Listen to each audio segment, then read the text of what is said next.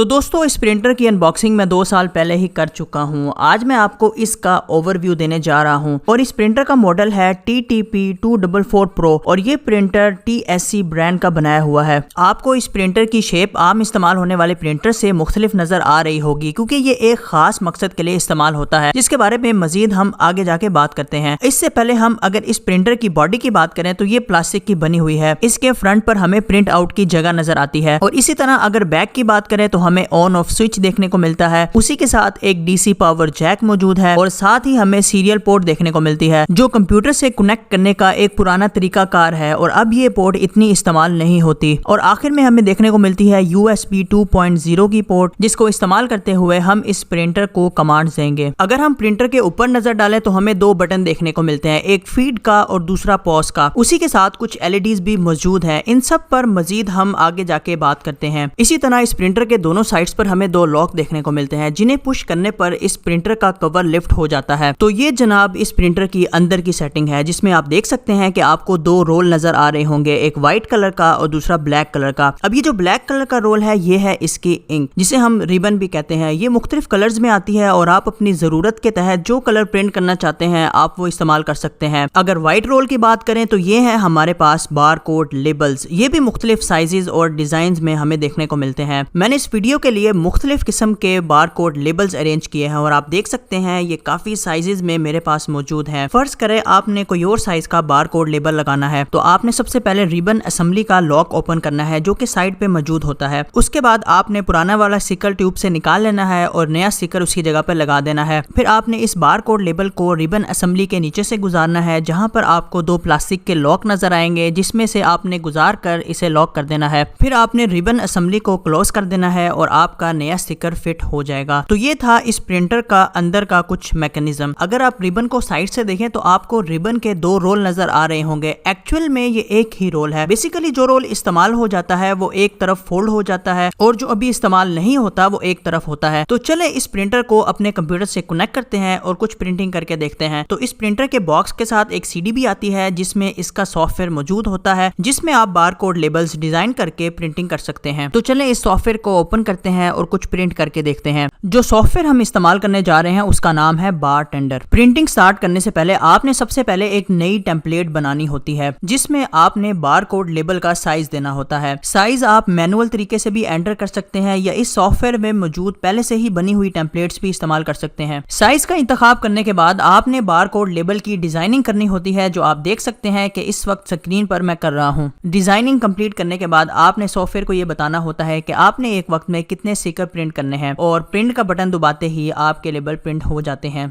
इसी तरह दोस्तों इस प्रिंटर के ऊपर मौजूद बटन्स और LEDs के बारे में बात कर लेते हैं। अगर प्रिंटिंग करते हुए आपको ये अंदाजा हुआ है कि आप कोई गलत चीज प्रिंट कर रहे हैं तो पॉज के बटन से आप उसे रोक सकते हैं और फीड के बटन से आप बार कोड लेबल की कैलिब्रेशन कर सकते हैं। इसी तरह किसी भी इशू की सूरत में ये एरर वाली LED ऑन हो जाएगी। जैसे अगर आपका बार कोड लेबल खत्म हो जाता है तो ये रेड LED ब्लिंक करना शुरू हो जाएगी, जिससे आपको ये आइडिया हो जाएगा कि बार कोड लेबल खत्म हो चुका है। तो दोस्तों यहाँ तक आपको इस प्रिंटर के बारे में काफी चीजों का पता लग चुका होगा। अब बात करते हैं सबसे अहम चीज की कि आप इस प्रिंटर से किस तरह फायदा हासिल कर सकते हैं। आपने अक्सर शॉपिंग मॉल्स में हर प्रोडक्ट्स के साथ बार कोड स्टिकर्स लगे हुए देखे होंगे। आप इस प्रिंटर की मदद से वो लेबल निकाल कर अपनी शॉप पर पड़े हुए प्रोडक्ट्स पर लगा सकते हैं। जैसे इस टॉर्च लाइट के लिए मैंने बार कोड लेबल डिजाइन किया है। इसको लगाने से फायदा ये होगा कि इस टॉर्च लाइट की वैल्यू और ऑथेंटिसिटी बढ़ जाएगी। इसी तरह अगर आप दूसरे शहरों में cash on delivery parcel send करते हैं तो आप पार्सल की पैकेजिंग पर ये फुल साइज का लेबल स्टिकर लगा सकते हैं। एग्जाम्पल के तौर पर मैंने COD पार्सल के ऊपर ये स्टिकर लगाया है। मजीद ये कि आपके बिजनेस में कोई ऐसा प्रोडक्ट है जिन पर आप एक्सपायरी डेट्स मेंशन करना चाहते हैं तो आप इस सूरत में इन लेबल्स का इस्तेमाल करके डेट्स और बैच नंबर मेंशन कर सकते हैं। इस प्रिंटर के हवाले से आपके पास मजीद कोई सजेशंस हैं तो कमेंट्स में जरूर बताइएगा ताकि दूसरे लोगों का फायदा हो सके। इस वीडियो में इतना ही।